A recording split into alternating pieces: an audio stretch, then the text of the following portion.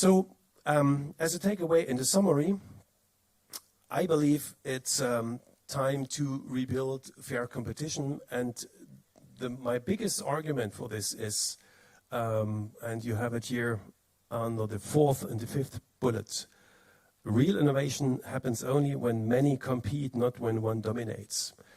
That goes back to the fact that if we're only doing low TRL level research in Europe or in the US and are still believing we can do the scaling, that won't work from a TRL stage gate logic. It won't work.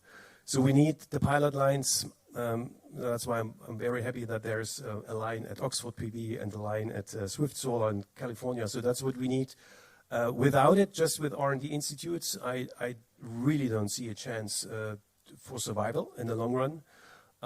And in return, it also won't be good for China. And personally, I also don't understand this policy from China to dominate the market so heavily.